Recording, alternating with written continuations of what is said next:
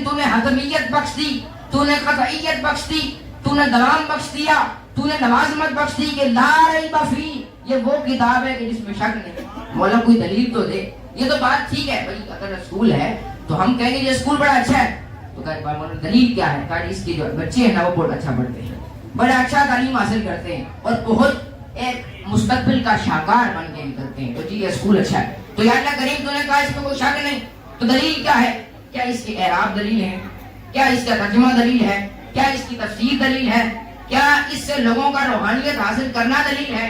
کیا قرآن کو پڑھنا دلیل ہے؟ کیا حدیث مصطفیٰ کو پڑھ کر سمجھنا دلیل ہے؟ مولا دلیل تو بتا. حتمیت کا دعویٰ کیا کہ ذالک الکتاب, یہ وہ کتاب ہے جس میں شک نہیں, تو دلیل کیا ہے؟ تو رب نے فرمایا سن لو, ذالک الکتاب لا ریب فیہ, قرآن ہر شک سے بھی پاک, شبہ سے بھی پاک, تفاہم سے بھی پاک, دوسری رائے سے بھی پاک, کوئی چیز کے مقابل نہیں آ سکتی. مولا دلیل کیا ہے؟ فرمایا ھدی للمتقین, قرآن ولی پیدا کرتا ہے, قرآن ولی پیدا کرتا ہے. قرآن کو سن کر لوگ اولیاء بن جاتے ہیں, نجبا بن جاتے ہیں, اتقیاء بن جاتے ہیں, ابرار بن جاتے ہیں. قرآن پڑھ کر کوئی غوث جلی بن جاتا ہے, قرآن پڑھ کر کوئی مہر علی بن جاتا ہے, قرآن پڑھ کر کوئی شاہ ادریس بن جاتا ہے, قرآن پڑھ کر کوئی عاشق حسین بن جاتا ہے. قرآن نے فرمایا ھدی للمتقین, یہ قرآن پورے متقین کے لیے ہدایت ہے اور ہدایت کا سر چشمہ ہے. تو اللہ تبارک و تعالیٰ نے دعویٰ کیا قرآن کی صحت کا اور دلیل بنایا اولیاء کرام کی ذات کو. دعویٰ کیا قرآن کے لوازمات کا اور دلیل بنا دیا اولیاء کرام کو. تو پتہ چلا کہ اب ان کو جدا نہیں کیا جا سکتا, اس میں دو رائے نہیں کی جا سکتی کہ بابے اور ہیں اور قرآن اور ہے. بھائی وہ تو قرآن پڑھ رہا تھا اور یہ بابے بتا رہے تھے, کوئی ایسی کوئی بات نہیں کی جا سکتی, اس لیے کہ نہ قرآن بابوں سے جدا ہے نہ باب قرآن سے جدا ہے. اور پہلی آیات سورہ بقرہ کی بتاتی ہے لا ریب فیہ, شک ہی نہیں, کیونکہ وہ قرآن کی جو سن کر ہدایت ولی پا جاتے ہیں. اور فرمایا قرآن تو ساری انسانیت کے لیے ہدایت ہے, ھدی للناس, کافروں کے لیے ہدایت, ساری مخلوقات کے لیے ہدایت اور ہر بشر کے لیے ہدایت ہے. لیکن یہاں پہ متقین کیوں کہا گیا؟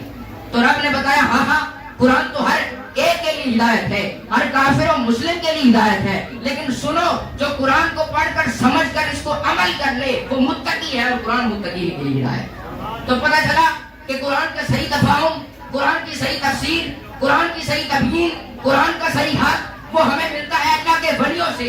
قرآن کی کوئی بات سمجھ نہ آ رہی ہو اس کا تفاہم کا عقیدہ ہمیں ملتا ہے اللہ کے ولیوں سے.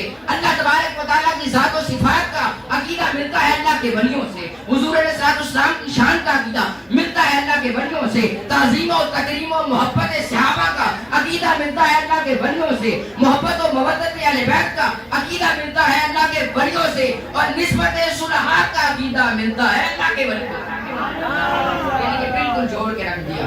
تو بھائی کہ کوئی قرآن پڑھ رہا تھا اور یہ بابے بتا رہے تھے, تو بھائی بابوں کے بغیر قرآن تمہیں مبارک, یہ والا قرآن ہمیں مبارک. ختم بات. کیونکہ جو قرآن کو جدا کرے بابوں سے یا قرآن کو ہٹائے بابوں سے یا بولے یہ اور کہہ رہا ہے وہ اور کہہ رہا ہے, یہ تفسیر اور ہے وہ تفسیر اور ہے, تو سمجھو وہ قرآن سے بھی جدا ہے اور بابوں سے بھی جدا ہے.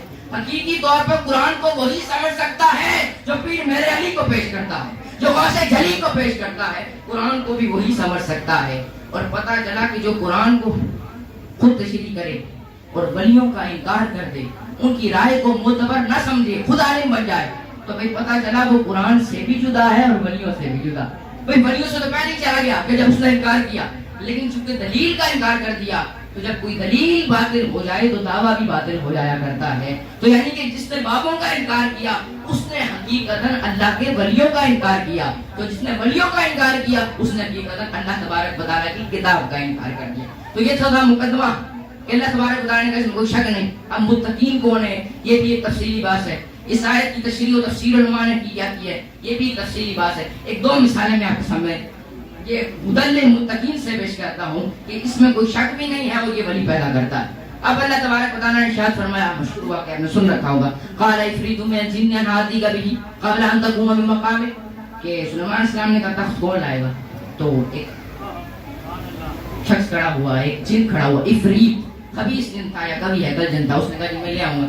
کب قبل ان تقوم من مقامک, اس سے پہلے کہ تم اپنی جگہ سے اپنے مجلس سے کھڑے ہو جاؤ, برخاست کر دو, اس سے پہلے لے آؤں. وہی علیہ لکم میں طاقت بھی رکھتا ہوں, قوت بھی رکھتا ہوں. قال الذی عنده علم الکتاب, کتاب کا علم رکھنے والا اٹھا. اس نے کہا میں لے آؤں گا. کہا کب لائیں گے؟ تب نہیں لے گا. اس سے پہلے کہ عوام جب گئے تو پھر کیا ہوا؟ فلما رآہ مستقرا کہ آنکھ بعد میں جب کی گئی تک پہلے حاضر تھا. تو یہ باتیں تو ہم نے سن رکھا ہے.